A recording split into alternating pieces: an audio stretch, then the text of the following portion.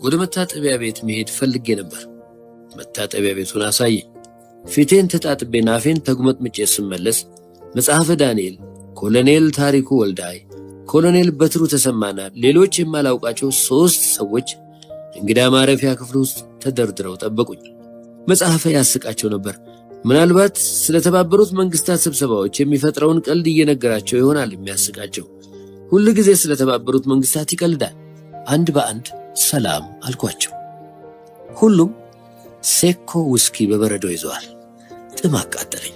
እንግዳ ቤቱ መቼም መለስተኛ ቤተ መንግስት ይመስላል። ለመርገጥ የሚያሳዝን ቀይ የፋርስ ምንጣፍ፣ ትልልቅ ሰማያዊ ክሪስታል ቫዞች፣ ከክርስቲያል የተሰራ ሻንድሌር መብራት። ግማሽ ብርጭቆ ሴኮ ውስኪ በበረዶ ይዤ ወደ ሰለሞን በትረ ጊዮርጊስ ጠጋ አልኩና እንግዳ ቤቱ ነው አልኩት። ካለ ኮሎኔል ታሪኩ ወልዳይ ሌላ ወንበዴ የሚመስል ሰው የለም። ይመጣል ወዳጄን ይዤ ካልመጣሁ ብሎኝ ነው የዘገየው። ወንድ ወይስ ሴት? ሴት። ካሁኑ ሰላማዊ ኑሮ ጀምሯል። ስዕላይ እንደ ሰይጣን ፈጣን ነው። ይገርምሃል፣ ደሞ ደፋር። ከድሮ ጀምሮ ነው የማውቀው። ከፈሱ የተጣላ ሰይጣን ቢኖር እሱ ነው። ቶሎ ይቆጣል አለኝ። ደህና ሐማሴን ነው በለኛ። አይምሰልህ፣ ሐማሴን የሚባለው ሁሉ ቶሎ የሚቆጣና የሚበርድ የሚሰማውን ፊት ለፊት የሚናገር ይመስለናል። እንደሱ አይደለም። የብዙዎቹን ልብ ማወቅ ያስቸግራል። በተለይ አሁን ቅድም እንዳልኩ አብዛኛው ተጠራጣሪ ሆኗል። እንዳለኝ 3 ወጣቶች ከውጪ ተከታትለው ገቡ። አውቃቸዋለሁ። በቴሌቪዥን ኢንተርቪው አድርጌያቸዋለሁ። ቀደም ሲል ከበረሃ የተመለሱ የሻዕቢያና የጄብሃ አባሎች ናቸው። መቼ ይሁን ኢንተርቪው ያደረኳቸው? ከ1 ዓመት በፊት። 1 ዓመት ተኩል። ቀኑን ረሳሁት። ነገር መርሳት ጀምሬያለሁ። ነገር መርሳት ለጋዜጠኛ መጥፎ ምልክት ነው። እድሜ እየጨመረ ሲሄድ ዝርዝር ነገር እየተረሳ አጠቃላዩ ነገር ብቻ እየታወሰ ይሄዳል ልበል። ግን ደግነቱ የበረሃኞቹን ስምና ሥራ አልረሳሁም።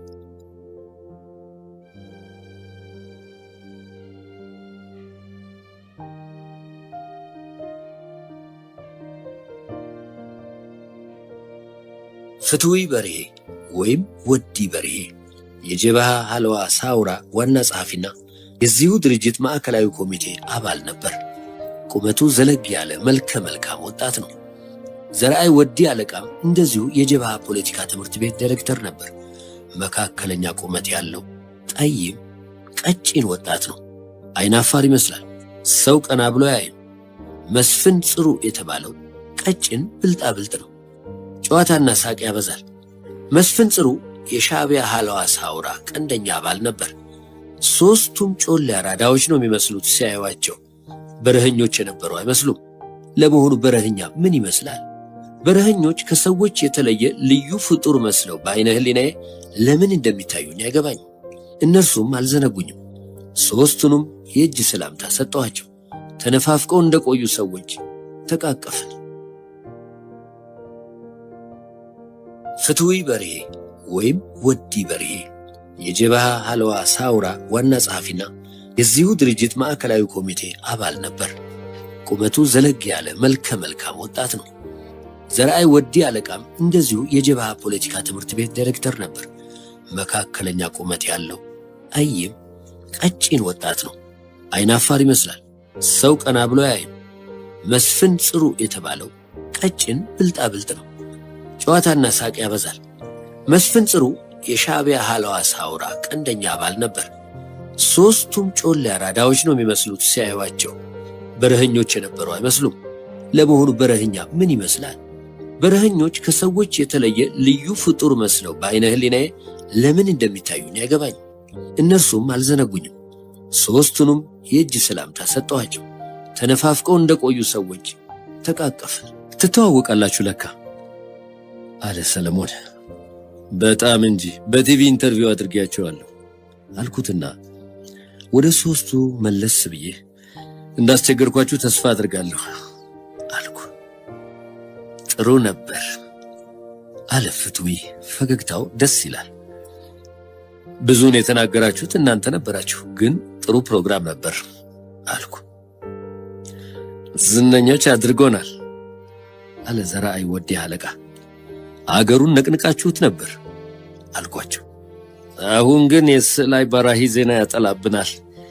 እኛ ያለፈ ያረጀ ታሪክ ሆነናል አለ መስፍን ጽሩ። ሞቅ ብሎታል።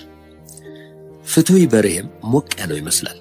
ከመምጣታቸው በፊት ሲቀመቅሙ የነበሩ ይመስላሉ። ኮሎኔል ታሪኩ ወልዳይ መጥቶ ተቀላቀላቸው። እህሳ ሚስተር ቲቪ አለኝ መጽሐፈ ዳንኤል። ከበረኸኞቹና ከኮሎኔል ታሪኩ ጋር መሆን ፈልጌ ነበር። ሲዋጉ የነበሩ ሰዎች ምን እንደሚባባሉ ለመስማት። መቼም አስቂኝ ነው። ታዲያስ ሚስተር ኢኮኖሚ አልኩት። ምን ወሬ አለ አለኝ። የኤሌክትሪክ ብርሃን ያረፈበት መላጣው ያብለጨልጫል። መነጽሩም ብርሃን መልሶ ይፈነጥቃል።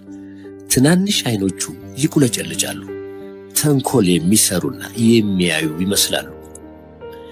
አብረን ነው የዋልነው። የኔኑ ያህል ታውቃለህ አልኩት። ከእናንተ ጋዜጠኞች እኮ ተራው ሕዝብ ይበልጥ ያውቃል አለና ምጸታዊ ሳቁን ለቀቀው። በግድ የሚስቅ ነው የሚመስለው። ሲስቅ ሰውነቱ ሁሉ አብሮ ይርገፈገፋል። እንዴት አልኩት። ሰው አፍ ላይ ማይክሮፎን ደቅናችሁ ምን ያስባሉ የሚያክሉት ተጨማሪ ሐሳብ አለዎት ከማለት ሌላ ምን ታውቃላችሁ? እና ደግሞ የሰው ሐሳብ ቀምታችሁ የራሳቸው ሐሳብ አስመስላችሁ ማቅረብ። የሚሰጧችሁን ሐሳብ እንኳን በትክክል ብታቀርቡ ጥሩ ነበር። የነካችሁትን ሐሳብ ሁሉ ታበላሻላችሁ። ጆርናሊዝም እንዲህ ከሆነ በሩቅ አለ። ያው የተለመደ ብዙ ሰዎች በጋዜጠኞች ላይ የሚሰነዝሩት ሂስ ነበር። ግምት አልሰጠሁትም። አንድ ቃል ለምን ተለወጠብኝ በማለት የሚያኮርፉና የሚናደዱ ሰዎች ሞልተዋል። ግጥም፣ ስድብም ሆነ ሙገሳ ተቀብሎ እንደሚያስተጋባ የጠጅ ቤት አዝማሪ ጋዜጠኞችን መመልከት መቼ ይቀር ይሆን? አባቴ ይሙት፣ አንዳንዴ ሳስበው ጋዜጠኛ መሆኔ ወይም መባል ያናድደኛል። የነገሩትን መልሶ የሚያስተጋባ የገደል ባሚቶ፣ ዋሹ፣ አድርባይ፣ ጠጪ የማንባለው ነገር የለም። አገልግሎታችን እንደ ጨው ተፈልጎ በዚያው ልክ ደግሞ ተጠልቶና ተረግጦ እንዴት ይሆናል? ምን አይነት ሕይወት! ምን ነው አያስጠጣ፣ ሳይወዱ ያስጎረጫል እንጂ ከውስኬ ተጎረጨሁና ጆርናሊዝም ኢዝንት ኤ ዲሲማል ሳይንስ ላይክ ኢኮኖሚክስ ሚሽን አልኩት። ተቆጣህን? እንዲያው ከእናንተ ጋር ተጣልቶ የት ሊደረስ? የጠላችሁትን ሰው አፈር ድቤት አስግጣላችሁ አሉ። በሆነልን አልኩት። ኃይለኛ መሳሪያ ይዛችሁ እንዴት አይሆንላችሁ? ባታውቁት ነው እንጂ እኮ ስልጣን በእናንተ እጅ ነው አለኝ። መቼም በነገር አገም ጠቀም ማድረግ የተለመደ ጠባዩ ነው። ቀጠልና ስለ ዛሬው ስብሰባ ምን ታስባለህ ብሎ ጠየቀኝ። አላመነታሁም። ትምህርታዊ ነበር። ከፊታችን ላይ የተደቀነው ችግር አሁን በግልጽ ይታየኛል አልኩት። እውነት? ምን ነው እንዳንተ ግልጽ ሆኖ በታየኝ? ደደብ ነኝ መሰለኝ አለ። በዲፕሎማቲኮች ቋንቋ ደደብ ነህ ማለቱ ነው። በኢትዮጵያ ኤምባሲዎችና በተባበሩት መንግስታት ድርጅት ለብዙ ጊዜ ሰርተዋል። አይ ብርጭቆ አያያዝ ያሳምረዋል። እጅ ያነሳሱና አቋቋሙ ሆን ተብሎ የተጠና ነው። አለባበሱም እንደ አየሩና እንደ ሁኔታው ይለዋወጣል። ደመና የታየ እንደሆነ ካፖርታ፣ የዝናብ ጫማ፣ የአንገት ልብስ፣ ጃንጥላ የማይዘው ነገር የለም። ቤቱ ደርሼ አላውቅም። ግን ሰው ቤቱ ሲሄድ በር ላይ ጫማውን ሳያወልቅ ቢሞታ አያስገባም ይባላል። ከአንድ ሁለት ጊዜ ቢሮ እንዳጋጣሚ ሄጃለሁ። የሆስፒታል ቀዶ ጥገና ክፍል ምስጋኒጣ የሲጃራ አመድ ወይ ቡና ቢሮ ውስጥ ጠብ ካለ ከጎንና ጎን የቀረችው ጠጉሩ ተነስታ ትቆማለች። የሥራ ጓደኞቹ ሊያናድዱት ሲፈልጉ ቢሮ ሆነ ብለው የሄደው ጠረጴዛው ወይ ምንጣፉ ላይ ሲጃራ ይኮሰትራሉ። ያኔ ጣራ ይመታል፣ ሲጮህ ይውላል። መቼም የሰው ሥራ ሲያብጠለጥል አሳር ነው። አንድ ሥራ እንዲያርም ወይም እንዲያቃና የተሰጠው እንደሆነ ለመጣውን ይሄው የገሌን ሥራ ተመልከተው፣ እድል የሆኑ ሽንፍላ ሳጥብ እኖራለሁ እያለ ያሳጣል። ግን ባለሙያ ነው። ላቀረብክልኝ ምስጋና የጥፍ ድርብ ነው። አንተ ስለ ስብሰባው ምን ተሰማ ብዬ ጠየቅኩት። አየህ ጓድ አለ፣ እኔ መጽሐፍን አዳሃሪ ነው እንጂ አገር ይሸጣል የሚለኝ የለም። አዳሪ ቢሉኝ ደግሞ ግድ የለኝም። ይህን ምን አመጣው አልኩት። ቆይ እንጂ ጓድ፣ ምን ነው ጓድ እያልኩ በማለት ምጸታዊ ቀልዱን ጣል አደረገብኝና 20 ዓመት ስር ሰዶ የኖረ ችግር በዘመቻ አይፈታም። የኤርትራ ችግር የውስጥ ችግር ብቻ አይደለም። በውጪ በኩል ያላሰለሰ ዲፕሎማቲካዊ ጥረት፣ በውስጥ ደግሞ መሰረታዊ የኢኮኖሚ ግንባታ፣ ፖለቲካዊ ስራና መግባባትን የሚጠይቅ በዘዴና በጥበብ የሚያዝ ስራ ነው። ቀልድ አይደለም። በአንድ ወቅት ለአንድ ስራ ዘመቻና ርብርቦች ጥሩ ነው፣ ግን ልማድ ሆኖ እንዳይቀር ያሰጋል። የኤርትራ ችግር ቀላል አይደለም፣ ውስብስብ ነው። ይሄን የቆየ ችግር በዘመቻ እንፈታለን ብለን ስንረባረብ ካሁኑ ሌሎች ችግሮችን እየፈጠርን ነው። 450 ከባድ የጭነት መኪናዎች፣ 250 ሼልቶ፣ 200 ከነተሳቢያቸው ወደ ሰሜን ማዞር ከኢኮኖሚ አንጻር ምን ማለት ነው? ባጭሩ ኢኮኖሚው ተናግቷል ማለት ነው። ደግሞ አሁን የመኸር ጊዜ መሆኑን አትርሳ። ዳቦ ከሱቅ እህል ከገበያ ቢጠፋ አይገርመኝ። ያለንን መዋለ ንዋይ እዚህ አምጥተን ስናፈስ ምን የሚሆን ይመስልሃል? ባጭሩ የልማት ስራ ይገታል። ልማት ሲገታ አሁን ያለው ስርዓት ሰራዊት ቁጥር ይጨምራል እና ምን ይሆናል? ስርዓት ሰራዊት ይዞ ሶሻሊዝምን መገንባት እንዴት እንደሚቻል ለኔ ግልጽ አይደለም። ይሄ ዘመቻ የሚነካካው ብዙ ነገር ነው በማለት ንግግር ብጤ ያደረገልኝ። ይልቅ አሁን አናደደኝ። ስብሰባው ላይ ምን ዘጋ? ቅድም እንዲህ ብለህ አትናገርም ነበር? ማከለከለ? መድረኩ ለማንም ክፍት ነበር። ለምን ሐቀኛ አንሆንም አልኩት። ትቀልዳለህ ልበል አለኝ። ኖ ቀልዴን አይደለም፣ የምሬን ነው። ልክ ነው። ከእንዳንተ ያሉ ምሁራን የሚጠበቅና የሚፈለግ ነገር ቢኖር ግልጽነትና ሐቀኛነት ነው። ሰውየውም ቢሆኑ አብረዋቸው ከሚሰሯቸው ሰዎች የሚጠብቁት ይህንኑ ነው፣ ግልጽነት፣ ሐቀኛነት። አብዮትም ይሁን ማንኛውም ስራ የጥቂት ሰዎች ንቅናቄ ወይም ኃላፊነት አይደለም። አብዮቴ ወይም አገሬ የሚለው እኩል ኃላፊነትና ግዴታ አለበት። ማንም ከሌላው ያነሰ ኢትዮጵያዊ አይደለም። አገሬ አብዮቴ እስካለ ድረስ ኖ ኖ ኖ ስማኝ እንጂ አቀጣጥሎ ወደየት? ይሄ የተባበሩት መንግስታት ሸንጎ አይደለም። ምሁራን ቀና ብለው ካልተሳተፉ አስተዋጽኦ ካላደረጉ እንዴት ይሆናል? እነማን ናቸው በኃላፊነት ስራ ላይ ያሉት ማለት ብቻ አይበቃም። መሳተፍ ያስፈልጋል። በሀገር ጉዳይ ከዳር ቁጭ ብሎ አያገባኝም በማለት እነ ጲላጦስ እጅ መታጠብ አይቻልም። እና ጓድ፣ የኤርትራ ችግር አንተ እንደምታየው አይደለም። በነገሩ አልተቸኮለበትም። 8 ዓመት ችግሩን ለማስታመም ተሞክሯል። የሀገራችን ኢኮኖሚ በችግሩ ምክንያት እየደማ ነው። የሀገሪቱ ጉሮሮ እየታነቀ ነው። እስክንሞት አንጠብቅም። የተከፈለው መስዋዕትነት ተከፍሎ መፍትሄው መገኘት አለበት። ከጦርነት ሌላ ቋንቋ ከማይናገሩ ወንበዴዎች ጋር ከጦርነት ቋንቋ ሌላ መናገር አያስፈልግም። የሰላም ዋጋ ደም ነው። ያንን የደም ዋጋ የሚከፍለው ህዝብ ነው። የደም ዋጋ ሊከፍሉ የሚችሉ ልጆች ያሉት ብሔር በእውነት እድለኛ ነው እያልኩ ስንጣጣበት ሰለሞን በትረ ጊዮርጊስ መጥቶ ምንድነው የምትጨቃጨቁት ብሎ ጠየቀን። የተመካከርን ይመስል ሁለታችንም በአንድነት ምንም አልነው። አይገርማችሁ አለ በእጁ ወደ ኮሎኔል ታሪኩና 3ቱ በረኸኞች እየጠቆመን። ሞቅ ያለ ጭውውት ይዘዋል። 3ቱም ወደ ላይ አንጋጠው ኮሎኔል ታሪኩን ይመለከቱ ነበር። ለደመራ የቆመ ረጅም አጣና መስሎ ይታያል። ያስገረመው ነገር ምን እንደሆነ ሁለታችንም አልገባንም። አይገርማችሁም አለ እንደገና። ትናንት በጥይት ሲደባደቡ የነበሩ ሰዎች ዛሬ አብረው እየጠጡ ሲጫወት ማየት በእውነት ያስገርማል። ፍትዊ ወዲ በርሄ ከመንደፈራ አስመራ ድረስ ያለውን አገር ሲያንቀጠቅጥ የነበረ ነው። በጊዜው ብዙ ሰዎች አስሯል፣ ገርፏል፣ ገድሏል፣ ብዙ አድምቶናል። ዘርአይ ወዲ ሐለቃ የጀብሃ ፖለቲካ ትምህርት ቤት ዳይሬክተር ሆኖ በሚሰጠው ትንታኔ ብዙ ወጣቶችን ወደ በረሃ ያሸፈተ ሰው ነው። የጀብሃ ደቡብ እዝ ኮሚሳርም ነበር። መስፍን ጽሩ በእርባን ጎሬላ ታክቲክ የሰለጠነ የሻዕቢያ ቀንደኛ ፌዳይን ነበር። ኮሎኔል ታሪኩ ከነሱ ጋር ያልተዋጋበት ቦታ የለም። እዚህ ከተማ ውስጥ የብርጭቋችን አባት ታሪኩ ባይኖር ኖሮ ይሄን አረቄ በጣሳ እንጠጣ ነበረ ነው የሚሉት። ወንበዴዎች ደቀ መሐሪን በያዙበት ጊዜ አሸዋ ጠፍቶ የጠርሙስና የብርጭቆ ፋብሪካ ስራ ቀጥ ብሎ ነበር። እሱ ነበር 2 መትረየስ ይዞ ግራና ቀኝ እየተታኮሰ አሸዋ የሚያስጭነው። እሱን ለመግደል ያላደረጉት ሙከራ የለም። በእውነት እርግጥ አንዳንድ ጥፋት ደርሷል።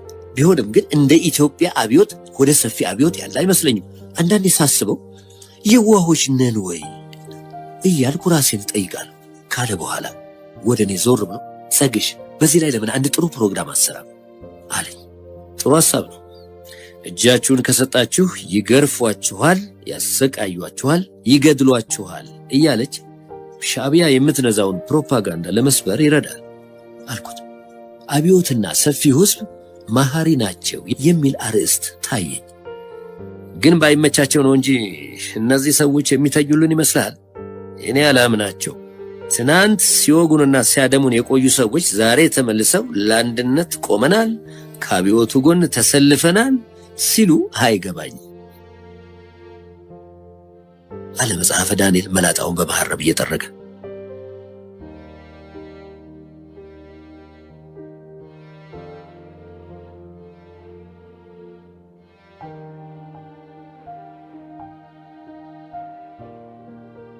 ሰለሞን በሐሳብ ተመስጦ ከማመን በቀር ሌላ ምን ምርጫ አለ?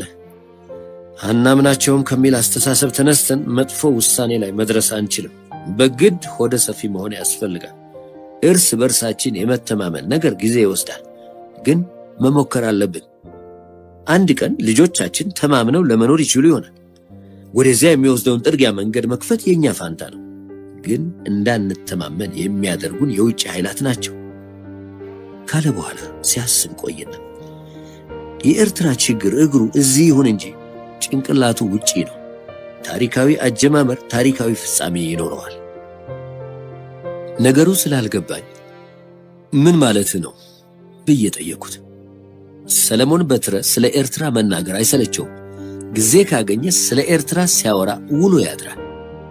አየህ ብሎ ጀመረ። ኤርትራ ለ60 ዓመት በኢጣሊያን ቅኝ ግዛት ስር ቆይታለች።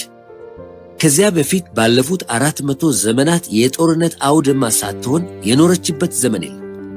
ኢጣሊያ በሁለተኛው የዓለም ጦርነት ስትሸነፍ ኤርትራ በእንግሊዝ አስተዳደር ስር ወደቀች እና አዲሱ ፖለቲካዊ ድራማ ተጀመረ። እንግሊዝ እየቆየ የሚፈነዳ ቦምብ በኤርትራ ምድር አጥምዳ ነው የወጣችው። ሁላችንም ጠጋ ጠጋ አለው። ሰለሞን ለመናገር ብሎ የሚናገር ሰው አይደለም። ከተናገረ ስለሚናገረው ነገር ካንጀቱ ስለሚናገር አድማጭ ይስባል እና ቀጠለ። ኤርትራን በሚመለከት እንግሊዝ 2 ዓላማዎች ነበሯት። አንደኛው ዓላማዋ ኤርትራን በተቻለ መጠን ከአስተዳደሯ ስር ማቆየት ሲሆን፣ ይህ ካልተቻለ ሁለተኛው ዓላማዋ ሰሜኑንና ምዕራቡን ቆላማ አገር ምጽዋን ጭምር ቅኝ ግዛቷ ከሆነችው ከሱዳን ጋር ቀላቅላ መግዛት ነበር። እነዚህን ዓላማዎች መሰረት በማድረግ ሁኔታዎችን ማመቻቸት ጀመረች። ፖለቲካዊ ስልቶችም ቀየሰች።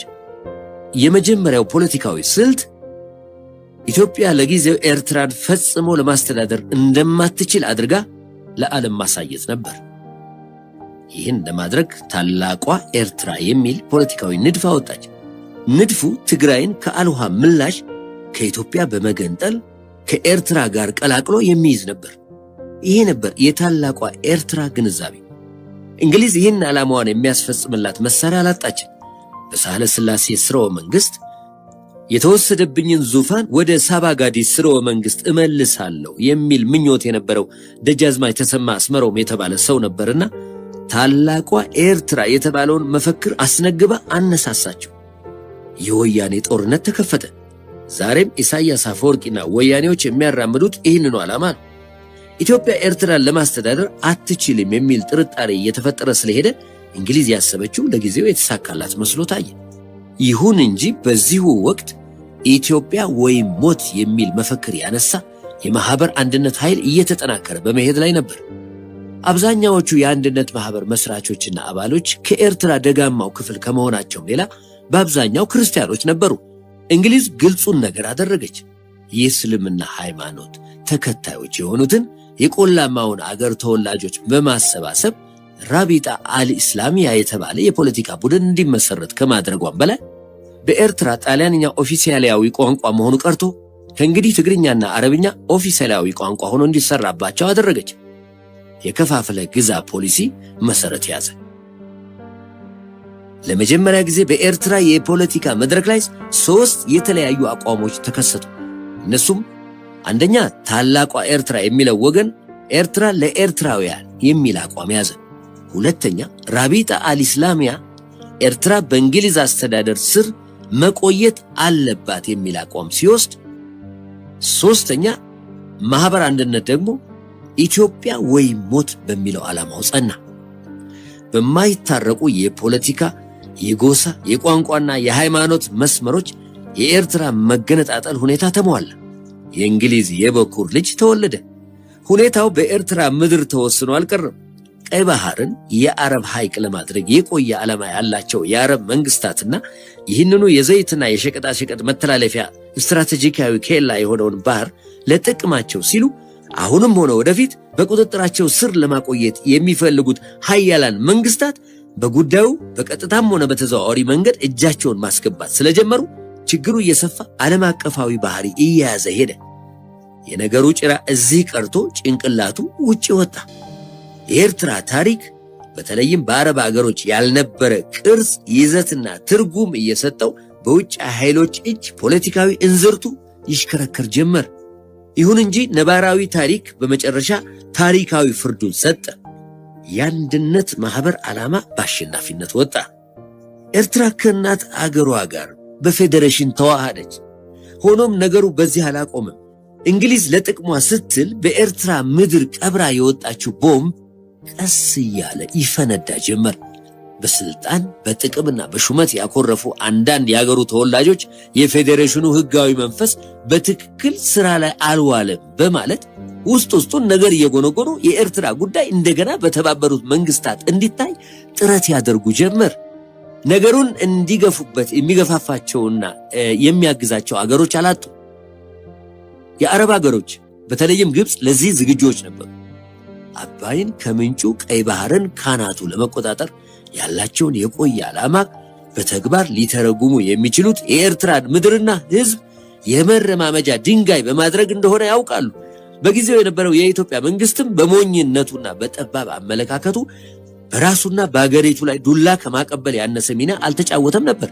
ይባስ ብሎ ኢትዮጵያን አግኝታችኋል፣ ሞትም ያውላችሁ የሚሉ ኤርትራ ለኤርትራውያን በማለት ለጥቅማቸው ሽንጣቸውን ገትረው ይሟገቱ የነበሩትን አንዳንድ ግለሰቦች እየመረጠ ቁልፍ ቦታዎች ላይ ይሾማቸው ጀመር።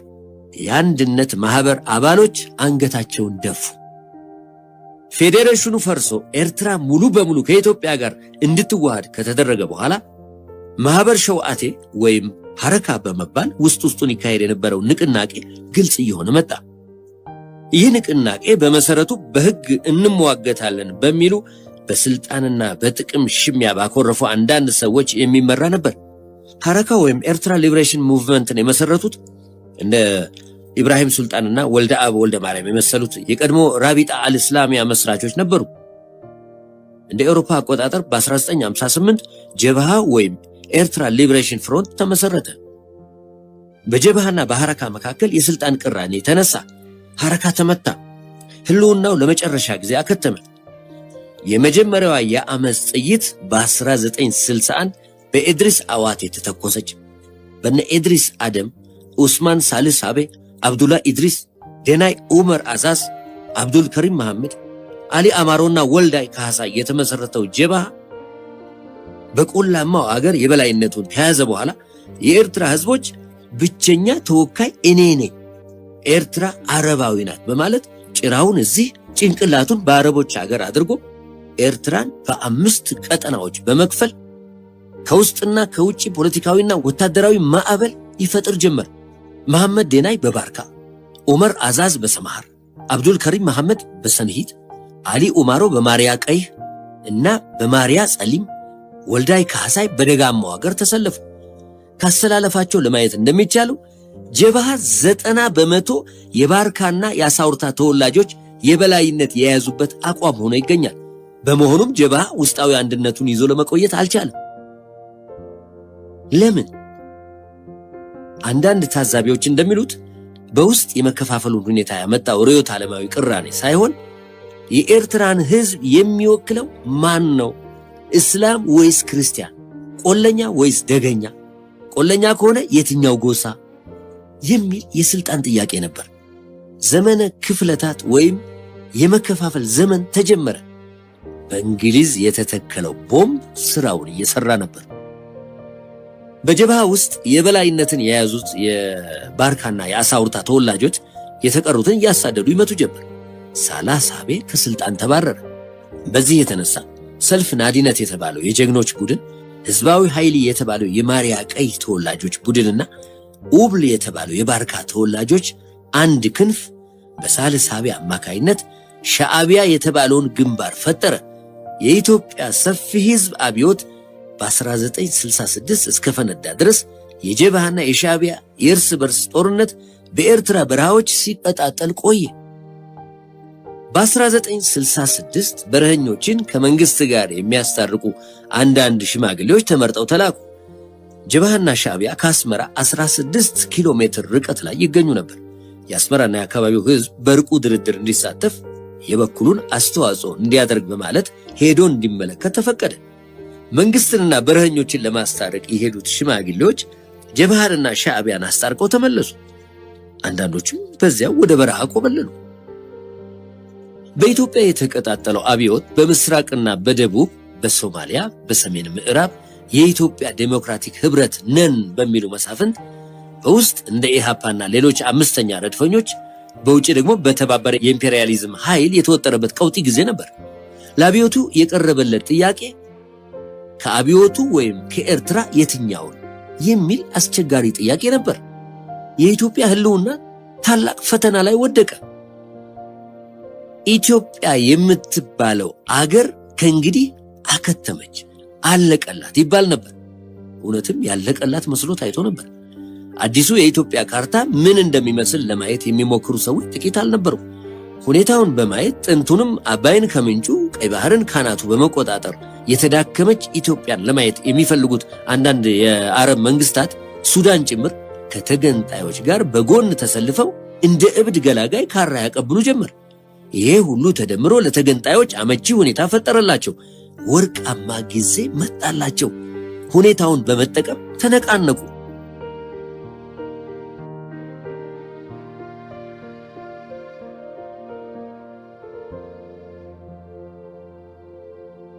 ሳህል፣ ከረን፣ ደቀ መሐሪ፣ በከፊል ምጽዋ፣ ደንገሎ፣ ግንዳ፣ ነፋሲት፣ አምባትካላ፣ ሰገነይቲ፣ ናቅፋ ወዘተ በሻዕቢያ እጅ ወደቁ።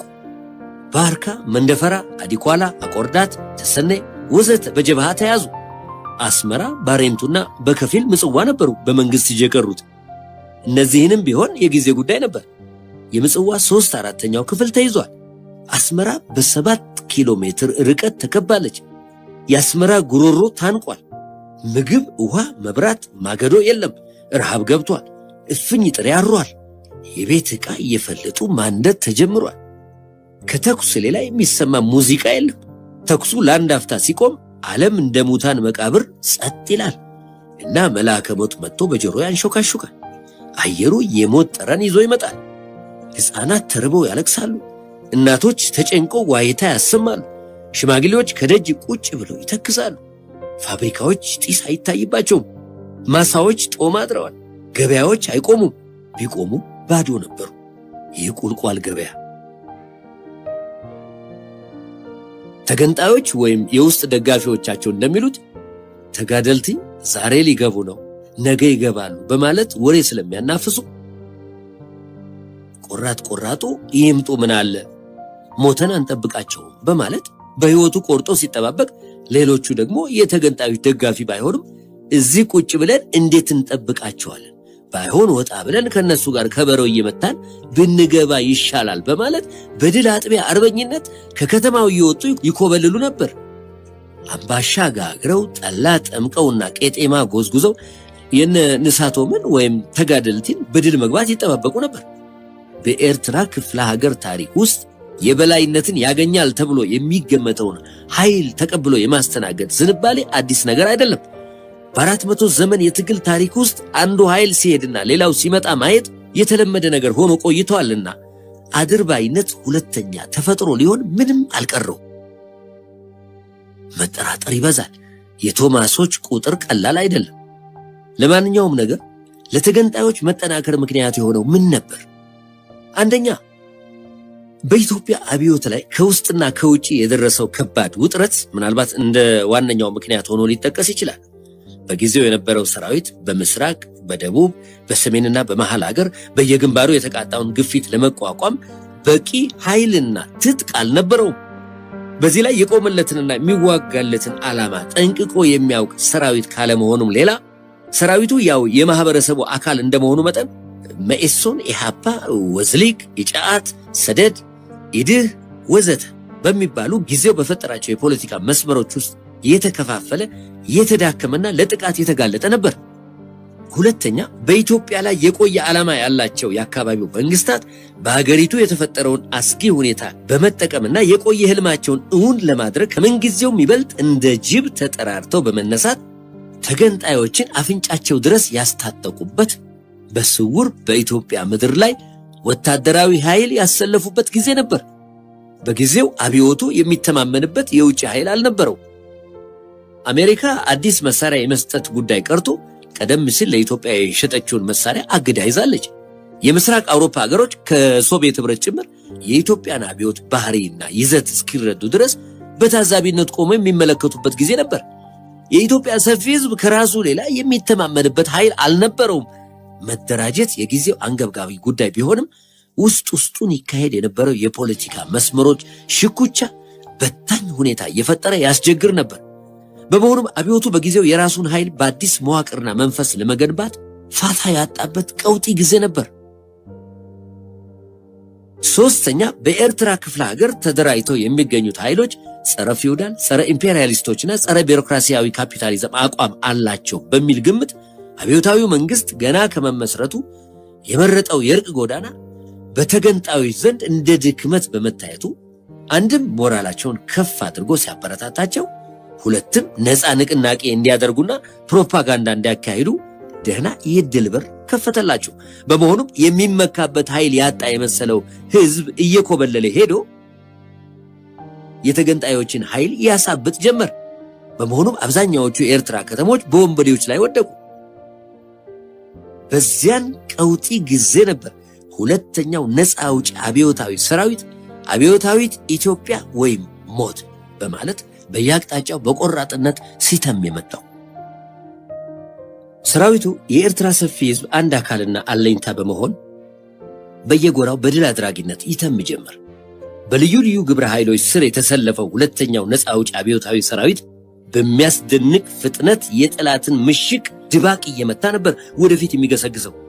501 ግብረ ኃይል ከሰቲት ሁመራ ተነስቶ በአሊ ጊደርና በተሰነይ በማድረግ ከንጥጮ ተነስቶ መረብን ከላይ በመሻገር በሸንበቆ አድርጎ ከመጣው ከ502 ግብረ ኃይል ጋር ባሬንቶ ላይ ይገናኛል። 501 እና 502 ግብረ ኃይሎች እንደገና 508 ግብረ ኃይል ተብለው ግማሹ ላዩን ወደ መሳሊት ሲገሰግስ፣ ሌላው ደግሞ ወደ ታች ታጥፎ ወደ ከረን ካመራ በኋላ ከአስመራ አካባቢ በመነቃነቅ በለዛ፣ እምባደርሆ፣ አዲ ገብሩና ኢላበርድ ላይ ይገኙ የነበሩትን የጠላት ምሽጎች እየሰባበረ ከመጣው ከ506 ግብረ ኃይል ጋር ከረን ላይ በድል ይገናኛል። በሃና በለ የተከፈለው የ503 ግብረ ኃይል ተልእኮ እንደሚከተለው ነበር። 503 ሀ ግብረ ኃይል የተነሳው ከአዲግራት ሲሆን በራማ አድርጎ መረብን ከተሻገረ በኋላ አዲኳላን፣ መንደፈራን፣ አረዛን፣ ኮዚ፣ የአምተራ አምኒንና ድባሯን በቁጥጥር ስር በመዋል ሸከቲ ላይ ከ506 ግብረ ኃይል ጋር ይገናኛል።